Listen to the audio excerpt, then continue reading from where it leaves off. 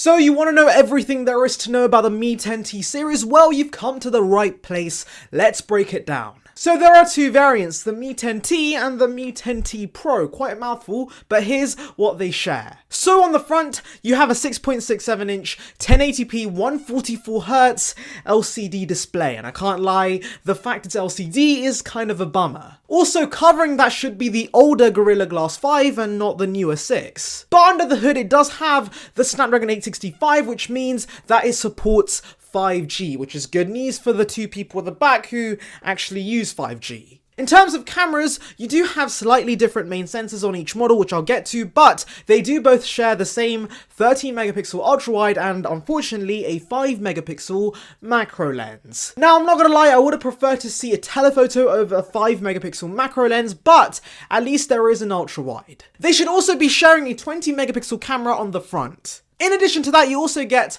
Wi-Fi 6, Bluetooth 5.1, stereo speakers, a side-mounted fingerprint scanner, and an IR blaster, which means that you should be able to control TVs with this thing, which is pretty cool. The battery capacity will also be a ginormous 5,000 mAh, and that should easily get you through a day, but if you do need a top-up, you are provided with a 33-watt plug in the box, which is really nice to see. Now, unfortunately, they will be shipping with MIUI 12 based on Android 10, so hopefully they do get the upgrade to Android 11 very soon. Now, let's delve into the differences between the regular model and the Pro model. And it begins with RAM and storage, because while the regular model comes with 6GB of RAM and 128GB of storage, the Pro gets 8GB of RAM and a choice of 128 or 256GB of storage. But do note that both models do not come with expandable storage, so if you need more than 128GB, you have to go Pro. The main camera will also be different across these models, as I had mentioned earlier. So the regular model comes with a 64 megapixel sensor, but the Pro gets a 108 megapixel sensor with OIS. So